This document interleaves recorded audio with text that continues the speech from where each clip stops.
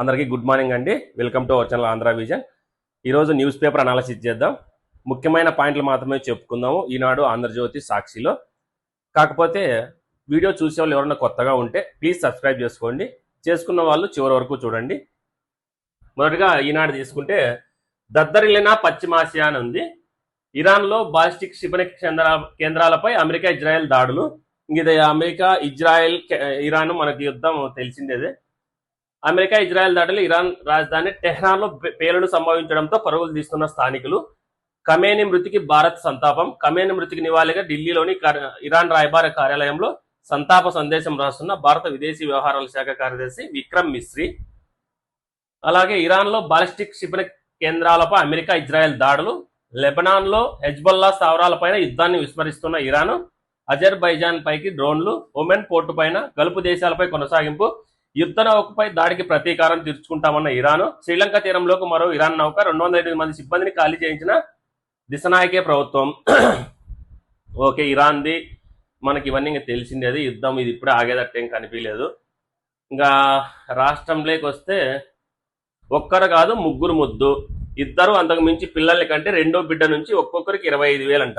ఇంతకుముందు ఒక్కరు అదే ఇద్దరు చాలు అన్నట్టు ఉండి ఇప్పుడు ఇద్దరికి మించి కనండి అన్నట్టు ఒక్కరు కాదు ముగ్గురు ముద్దు అన్నట్టు చెప్తున్నారు. అది ఇద్దరిని తర్వాత కంటే ఒక్కొరికి 25,000 వస్తుందంట. 18 ఏళ్ల వరకు ఉచిత విద్య. పేరెంటింగ్ కు ఒక్కో బిడ్డకు అదనంగా నెల సెలవులు. పిల్లలు పుట్టని పేద దంపతులకు ప్రభుత్వ ఆసుపత్రుల్లోని ఐవీఎఫ్ సేవలు. జనాభా నిర్వహణ విధానంపై ముసాయిదా విడుదల చేసిన ముఖ్యమంత్రి చంద్రబాబు గారు. నెలపాటు రాష్ట్రమంతా చర్చ. ఏప్రిల్ 1 నుంచి అమలు. రెండో బిడ్డ అంతకు మించి పిల్లలకు జన్మనిస్తే వారికి మెరుగైన పోషకాహారం కోసం పోషణ్ శిక్ష సురక్ష ప్యాకేజీ ఇస్తాం. ప్రస్తుతం 2.5 లక్షల సార్వత్రిక ఆరోగ్య బీమా కల్పిస్తున్నాం. ఎక్కువ మంది పిల్లలు కన్నవారికి అవసరమైతే ప్రత్యేకంగా బీమా కల్పిస్తాం. ప్రభుత్వ ఉద్యోగాలు ఒకరిని మించి పిల్లల్ని కంటే పేరెంటింగ్ కోసం మగవారికి రెండో బిడ్డకు 1 నెల, మూడో బిడ్డకు మరో నెల పాటు అదనంగా సెలవులు ఇస్తాం. ఇంతకుముందు ఒక్కరే చాలు ఇద్దరు వద్దంటండి. ఇప్పుడు ముగ్గురు ముద్దు, ఇద్దరు కన్నా ఎక్కువగానండి అని చెప్తున్నారు. ఇంకా అలాగే వైకాపా హయాంలో బీహార్ నుంచి ఏపీకి ఎందుకు వచ్చారు? డిప్యుటేషన్ పై రావడంతో ఎవరి ప్రోత్బలం ఉంది? రఘురామ కస్టడీలో ఉన్నప్పుడు వైద్యుల్ని ఎందుకు పిలిపించారు? బీహార్ కేడర్ ఐపీఎస్ అధికారి సునీల్ నాయక్ పై 5 గంటల పాటు ప్రశ్నల వర్షం. అరకొర సమాధానాలే విచారణకు సహకరించిన సునీల్ కుమార్. అదేనండి, ఈయన సునీల్ కుమారు త్రిబుల్ కస్టోడియల్ టార్చర్ లో ఈయన పాత్ర కూడా ఉందనేసి ఈయన విచారిస్తున్నారు అనమాట. బీహార్ కేడర్కి చెందిన ఈయన ఐపీఎస్. గవర్నర్లకు స్థానచలనం. బెంగాల్ గవర్నర్ ఆనంద్ బోస్ రాజీనామా. ఆయన స్థానంలోకి Tamil Nadu governor RN Ravi. Kerala governor Rajendra Vishwanath అర్లేకర్కు తమిళనాడు అదనపు బాధ్యత. తెలంగాణ గవర్నర్ గా శివప్రతాప్ శుక్లా. విష్ణుదేవ్ వర్మ మహారాష్ట్రకు బదిలీ. టీ20 ప్రపంచ కప్ ఫైనల్లో చలో అహ్మదాబాద్. ఉత్కంఠభరిత సెమీఫైనల్ ఇంగ్లాండ్ పై గెలుపు. రాత్రి అసలు మ్యాచ్ నరాలు కట్ అయినాయి అనమాట. నైట్ మ్యాచ్ చూస్తే కేవలం 7 పరుగులతో ఇండియా గెలిచిందనమాట. అసలు ఇంగ్లాండ్ ఇంత స్కోర్ చేస్తుందని అసలు ఎక్స్పెక్ట్ చేయలే. మన వాళ్ళు 250+ చేసినప్పుడు ఇంకా ఇంత స్కోర్ చేయలేరు, ఇండియా ఖచ్చితంగా గెలుస్తుంది అనుకున్నాం. కానీ ఒకనో టైంలో ఖచ్చితంగా ఇంగ్లాండ్ గెలుస్తుందేమో అనే ఒక భావం అయితే వచ్చేసింది. ఎందుకంటే వాళ్ళు ఆడే తీరు ఏ బాల్ అన్నాయి 4-6 చివరికైతే 7 రన్నులతో ఇండియా విజయం సాధించింది. సంతోషమే.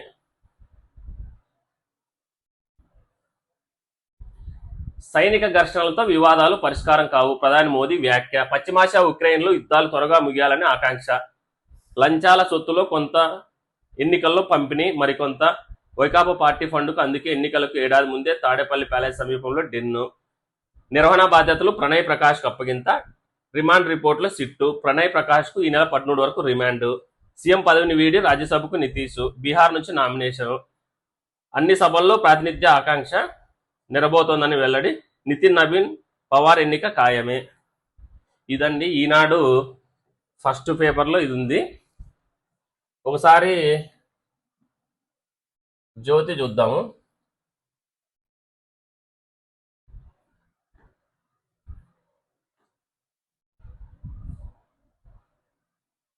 ఏదో జ్యోతి ఎందుకు రావట్లేదు. సాక్షి చూద్దాము.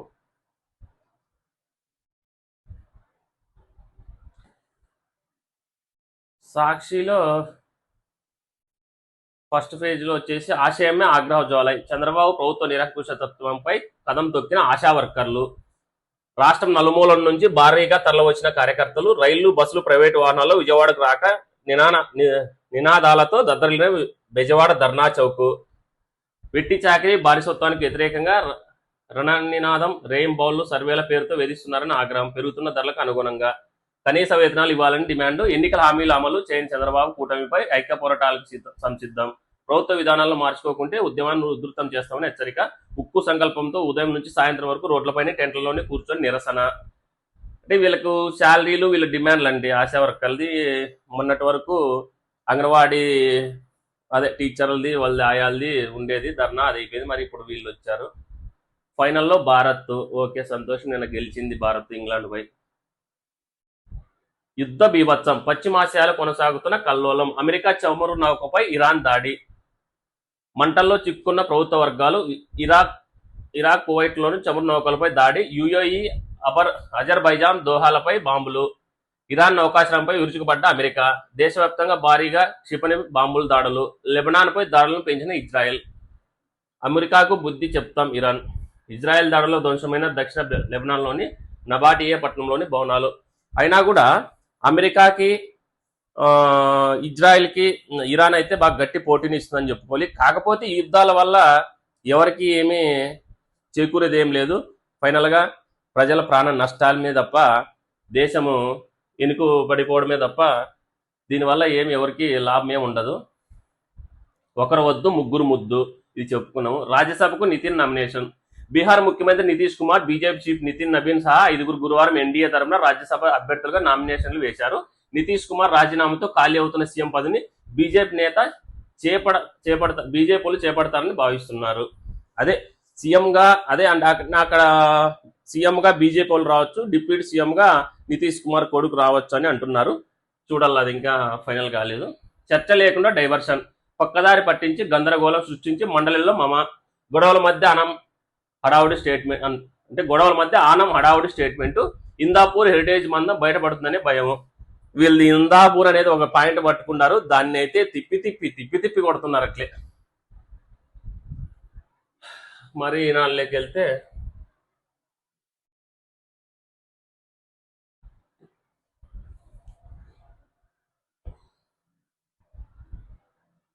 డిప్యూటీ కలెక్టర్గా టెన్నిస్ క్రీడాకారుడు సాకేత్. ఆవిష్కరణ, సంస్కృతి తిరిగి రావాలి.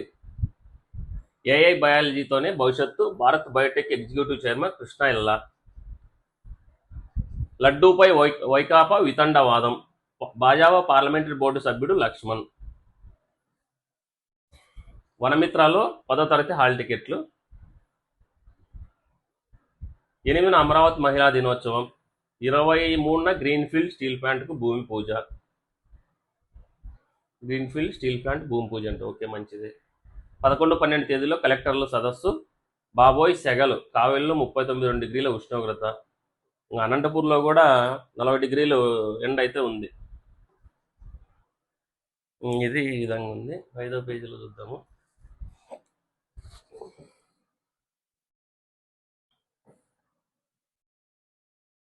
దద్దరిల్లిన పశ్చిమాసియా.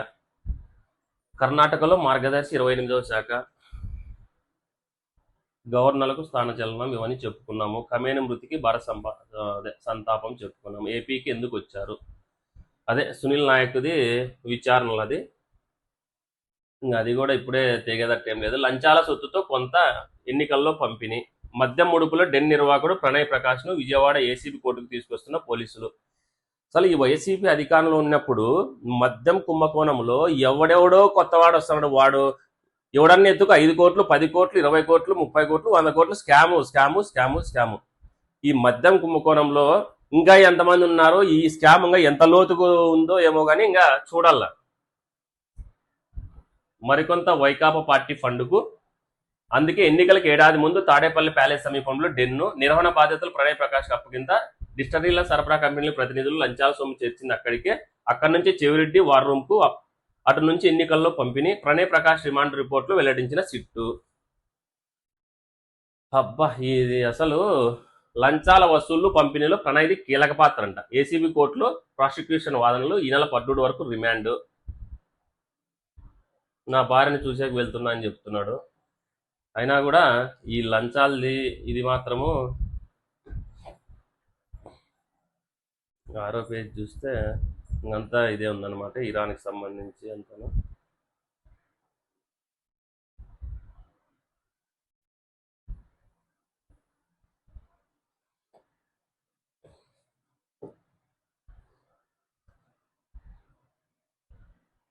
ఒకసారి స్పోర్ట్స్ చూద్దాము, బిజినెస్ చూద్దాం ఫస్ట్, మనం స్పోర్ట్స్ చూద్దాం. హర్మూజ్ తలుపులు మనకు తెరుచుకున్నట్లేనా? ఇది హర్మూజ్ జలసంధి గినక క్లోజ్ ఉంటే మాత్రము మనకు 45 రోజులు ఆయిల్ ఉన్నాయి, 45 రోజులు మనకు ఇండియాకి ఆయిల్ ఉంది అని చెప్తున్నారు కదా. ఇది గిని తెచ్చుకోకుంటే మాత్రము తర్వాత ఆయిల్ రేట్లు పెరగడమే కాకుండా ఆయిల్ కొరత ఏర్పడిందంటే మాత్రము చాలా కష్టంగా ఉంటుంది. ఇది ఎట్టి పరిస్థితుల్లోనూ ఇది 30-40 రోజుల్లో దీన్ని ఏదో విధంగా తెరిచి ఇండియాకు ఈ జలసంధి ద్వారా ఆయిల్ వచ్చేటట్లా చేసుకోవాలి. హర్మూజ్ తలుపులు మనకు తెరుచుకున్నట్లయినా అమెరికా ఇజ్రాయెల్ ఐరోపా నౌకలకి మూత, ఇరాన్ స్పష్టీకరణతో భారత్ కూరట అంటున్నారు. ఇరాన్ స్పష్టీకరణతో అమెరికా ఇజ్రాయెల్ ఐరోపా వాటి భాగస్వామ్య దేశాల నుంచి వచ్చే నౌకలకు మాత్రమే హర్మూజ్ జలసంధిలో ప్రవేశం లేదు. ఇరాన్కు చెందిన Islamic Revolutionary Guard Corps IRIB వెల్లడి. గ్యాస్ ఇస్తాం ఆస్ట్రేలియా కెనడా. పశ్చిమాసియా ఉద్రిక్తతల కారణంగా ఖతార్ నుంచి గ్యాస్ సరఫరా అయిపోవడంతో మన దేశం ప్రత్యామ్నాయ మార్కెట్ల వైపు దృష్టి సారించింది. భారత్కు గ్యాస్ విక్రయిస్తామంటూ ఆస్ట్రేలియా కెనడా ముందుకు వచ్చాయి. సంతోషమే. మనకైతే ఆస్ట్రేలియా కెనడా అయితే చమురు నిక్షేపాల ఇస్తామనేసి నిక్షేపాలు కాదు, చమురు ఇస్తామనేసి చెబుతున్నారు, అందిస్తామని. మన దేశం ప్రస్తుతం రోజుకు 195 మిలియన్ మెట్రిక్ ప్రామాణిక గణపు మీటర్లు గ్యాస్ను దిగుమతి చేసుకుంటుండగా అందులో 60 MMSCMD ఖతార్ నుంచే వస్తోంది. ఇప్పటికే అంతర్జాతీయ ఇంధన ఏజెన్సీ పెట్రోలియం ఎగుమతి దేశాల సమైక్య ఒపెక్తో చమురు LPG కోసం మన ప్రభుత్వం చర్చలు జరుపుతోంది. హర్మూజ్ నుంచి వెళ్లే నౌకలకు ఇంటర్నేషనల్ డెవలప్మెంట్ ఫైనాన్స్ కార్పొరేషన్ నుంచి బీమా కవరేజ్ లభించేలా అమెరికా అధికార వర్గాల సంప్రదింపులు నిర్వహిస్తోంది. మన దేశంలో 8 వారాలకు సరిపడా ముడి చమురు పెట్రోలియం ఉత్పత్తులు నిల్వలు ఉన్నాయి. LPG, LNG సరఫరాల్లోనూ సౌకర్యవంతమైన స్థానంలోనే భారత్ ఉందని విశ్వసనీయ వర్గాలు చెబుతున్నాయి. ఇది పరిస్థితి. 8 వారాలంటే దగ్గరగా 50 రోజులు అట్లా ఉంది అని చెప్తున్నారు. ఈ ఏడాది $63 వద్దే చమురు ధర.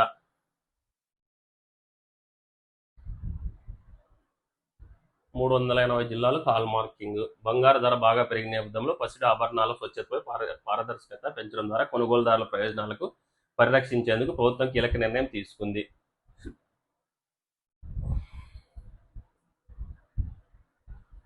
ఇది ఈ విధంగా ఉంది. అమెజాన్లో మరోసారి లే ఆఫ్లు.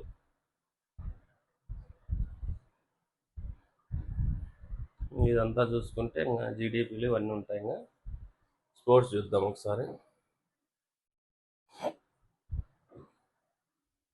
ఈ క్యాచ్ అయితే హైలైట్.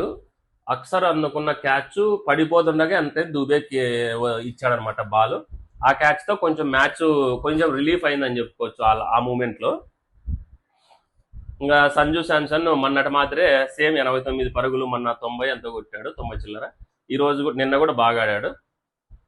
ఇది కూడా టర్నింగ్ పాయింటే చెప్పచ్చు ఈ స్కోర్ కూడా. మరి కప్పు భారత్దేనా అని చెప్పాడు, చెప్పలేము, అది ఆదివారం తెలుస్తుంది మనకు. ఫైనల్ కోసం దాచుకున్నాడా అభిషేక్ శర్మ అంటే ఫైనల్ వరకు హార్డ్ ఉన్నట్టు వేశారు ఇక్కడ. అయినా నిన్నైతే మ్యాచ్ చాలా ఇంట్రెస్టింగ్గా ఉంది, చాలా బాగా జరిగిందని చెప్పుకోవచ్చు. ఓకే, ఈ విధంగా పోతే ఇంకా సాక్షి చూద్దాం ఒకసారి.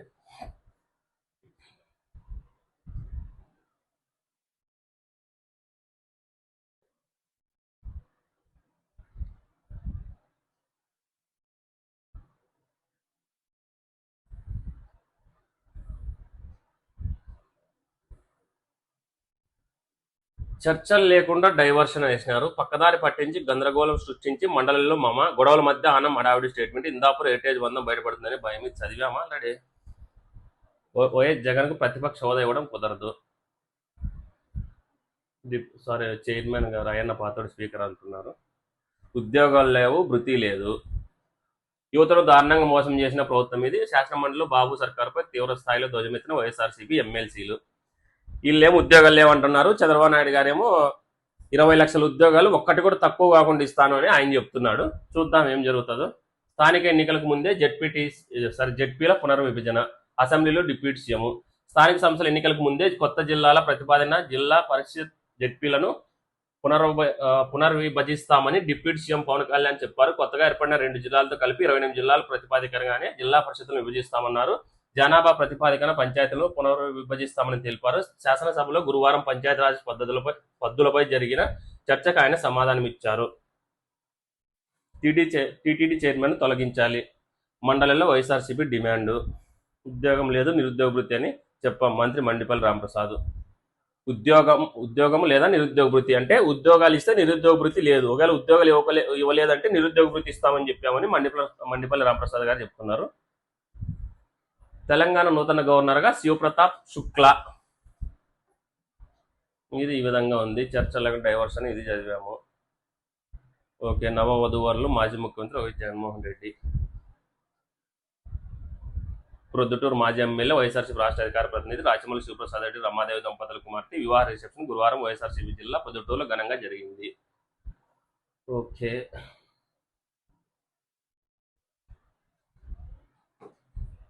ఇంకో పేజ్ చూద్దాము. ఎందుకో ఈరోజు ఆంధ్రజ్యోతి ఓపెన్ కాలేదు.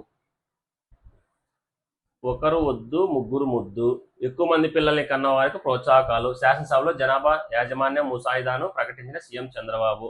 చెప్పుకున్నాం ఆల్రెడీ. సభా హక్కుల ఉల్లంఘన కిందకి రాదు, కేవలం ప్రజాధనం వృధాపైనే కథనం ప్రచురించింది. ఈ కథనం హక్కుల ఉల్లంఘన కిందకు వస్తుందో రాదో ముందు తేల్చాలి. ఈ అంశంపై హైకోర్టు పరిధిలో ఉన్న అసెంబ్లీ సెక్రటరీ జనరల్ పట్టించుకోవడం లేదు. పదే నోటీసులు ఇచ్చి విచారణకు పిలుస్తున్నారు. సభా హక్కుల ఉల్లంఘన కిందకు వస్తుందనేందుకు ప్రాథమిక ఆధారాలు లేవు, అయినా నోటీసులు ఇస్తున్నారు. హైకోర్టుకు నివేదించిన సీనియర్ న్యాయవాది శ్రీరామ్ తదుపరి విచారణ వరకు నోటీసులు జారీ చేయబోమని ఏజీ వివరాలను రికార్డు చేసి ధర్మాసనం విచారణకు 19కి వాయిదా. అదే సభా హక్కుల ఉల్లంఘన కిందకి రాదనేసారు.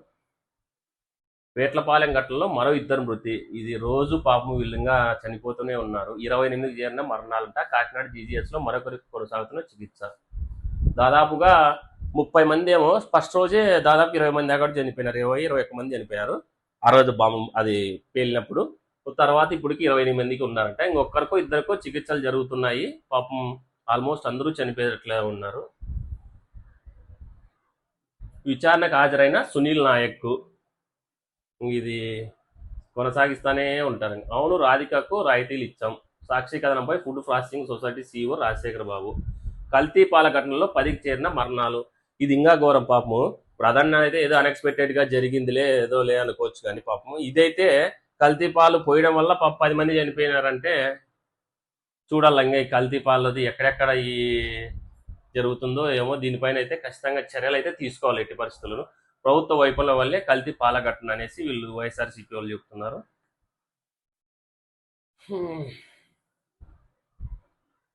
నెక్స్ట్ పేజ్ చూద్దాం ఒకసారి. అంతులేని ట్రంప్ అబద్ధాలని వేసినారు.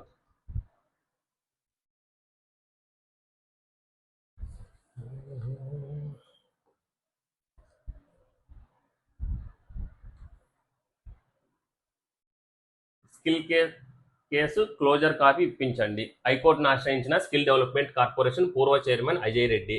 ఫిర్యాదుదారైన నాకు సిఐడి నోటీస్ ఇవ్వలేదంటే పిటిషన్. తదుపరి విచారణ 12కి వాయిదా. ఈ కేసు కొట్టేసినారన్నారు. మళ్ళా అంటే కాపీ దాన్ని క్లోజ్ చేసిన కాపీ కావాలనేసి అప్పటి చైర్మన్ అడుగుతున్నాడు. ఐఆర్ఎస్ కేసును ప్రత్యేక కోర్టు బదిలీ చేయండి, యువరైతు ఆత్మహత్య. ఓకే. గుడారాల పండుగ ప్రారంభం.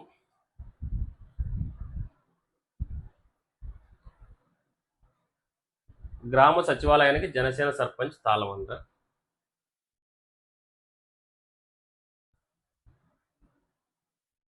తిరుమల లడ్డూపై చేస్తున్న ప్రచారం బాధ కలిగిస్తుంది. సినీ నటుడు సుమన్.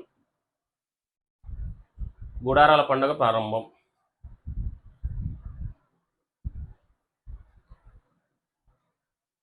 గ్రామ సచివాలయానికి జనసేన సర్పంచ్ తాళమంట.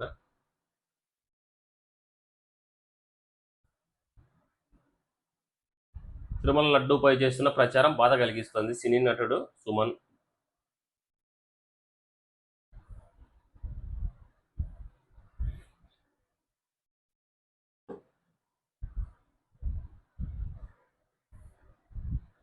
యుద్ధ బీభత్సం, పశ్చిమాసియాలో కొనసాగుతున్న కల్లోలం. గురువారం ఇజ్రాయెల్ అమెరికా దారిలో టెహ్రాన్లో ఉవ్వెత్తున ఎగిసిపడుతున్న పొగ. లెబనాన్లోని దహియాలో ఇజ్రాయెల్ దాడుల భాగంగా దెబ్బతిన్న ఓ భవనం. అసలు ఇంకా దేశాలు ఎప్పుడు కోలుకుంటాయి, ఎప్పుడు ఇవి అభివృద్ధి చెందుతాయి? ఈ విధంగా యుద్ధాలు జరిగితే అల్లాడిన ఇరాను. గురువారం బీరుట్లో శివార్లోని దహియాపై ఇజ్రాయెల్ దాడులు దాటికి ఆకాశాన్ని అంటుతున్న పొగ. అంటే ఇజ్రాయెల్ ఇంత చేస్తుందంటే అమెరికానే దీనికి బాగా సపోర్ట్ చేస్తుంది. లేదంటే ఒక దేశము ఇరాన్పై ఇంత గట్టిగా అయితే ఫైట్ చేయలేదు. అమెరికా ఫుల్ సపోర్ట్ ఉంది. సుప్రీం లీడర్ను అధికారికంగా ఎన్నుకోలేదు. అంటే ఇంకా ఇరాన్ అధికారికంగా ఎన్నుకోలేదంట. ఎన్నికల్లో నా పాత్ర ఉండాల్సిందే ట్రంప్. ఇరాన్ నూతన సుప్రీం లీడర్ ఎన్నిక ప్రక్రియలో తనను ఖచ్చితంగా భాగస్వామ్యం చేయాల్సిందేనని అమెరికా అధ్యక్షుడు డొనాల్డ్ ట్రంప్ అభిప్రాయపడ్డాడు. ఆ పదవికి దివంగత నేత అయతొల్లా అలీ ఖమేనీ కుమారుడు మొజ్పతా తమకు ఎట్టి పరిస్థితుల్లోనూ అంగీకారయోగ్యం కాదన్నారు. అంటే ఇప్పుడు చనిపోయిన ఆయన కుమారుడిని ఎట్టి పరిస్థితుల్లో మేము ఒప్పుకోమని ట్రంప్ చెప్తాడు, ఒప్పుకోమని. దాంతోపాటు అక్కడ అధ్యక్షుని ఎన్నుకోవాలంటే తమ అంగీకారం ఉండాలనేసి అమెరికా అధ్యక్షుడే చెప్తున్నాడు. అంటే ఇంకా వీళ్ళ చేతుల్లోకి వచ్చేసింది ఇరాన్ అని చెప్పుకోవాలి. అమెరికాకు బుద్ధి చెప్తాం, యుద్ధ నౌకను ముంచేయడంపై ఇరాన్ రాయబారి హెచ్చరిక. ఖమేనీ సంతాపం తెలుపుతూ గురువారం ఢిల్లీలోని ఇరాన్ రాయబార కార్యాలయంలో నివాళి సందేశం రాసిన విదేశాంగ కార్యదర్శి విక్రమ్ మిస్రీ. ఇరాన్ మమ్మల్ని సాయం అడగలేదు రష్యా. వారానికి 27,000 కోట్లు యుద్ధం కారణంగా ఇజ్రాయెల్కి నష్టం అంట. వారానికి 27,000 కోట్లు అంట. మా చమురు రిఫైనరీపై క్షిపణి దాడి. బహ్రెయిన్.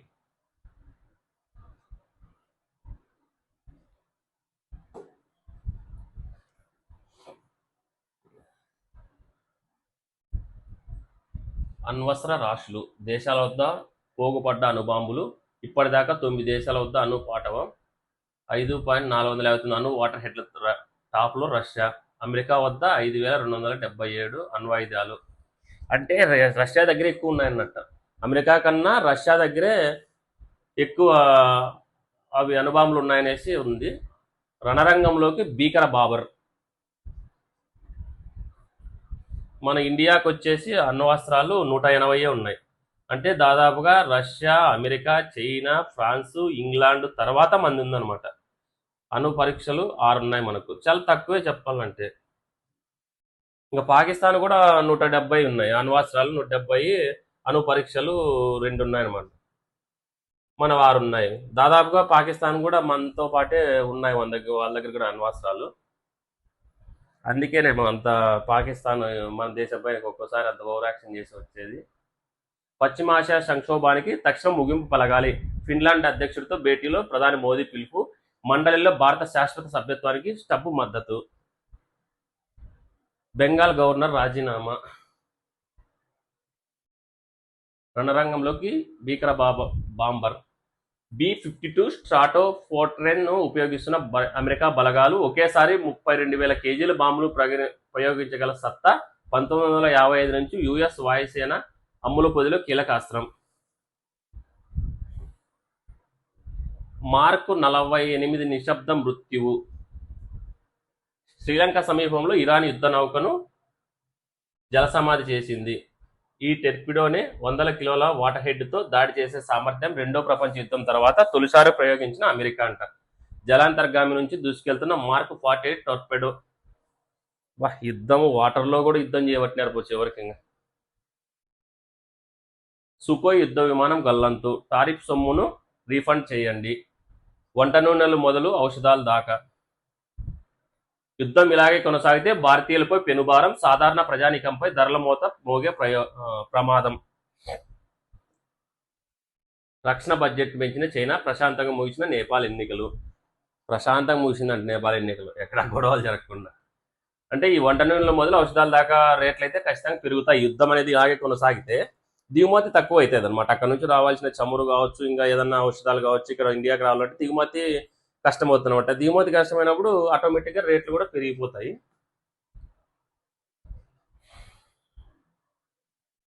ఒకసారి మనం ఇంకా స్పోర్ట్స్ చూద్దాము. సాక్షిలో ఏమేశారంటే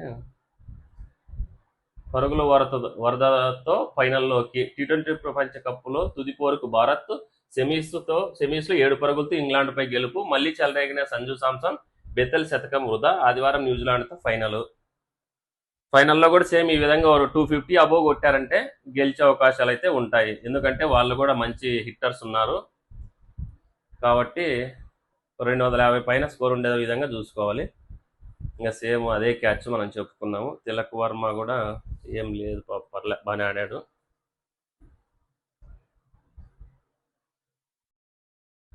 ఈరోజు ఎందుకు ఆంధ్రజ్యోతి టెక్నికల్ ఇష్యూ వల్ల రాలేదు. ఈనాడు, సాక్షి పూర్తి మెయిన్ అనాలిసిస్ చేశాము. చివరి వరకు చూసినందుకు థ్యాంక్ యూ. అలాగే ఎవరైనా ఫస్ట్ టైం చూస్తే సబ్స్క్రైబ్ చేసుకోండి. Thank you.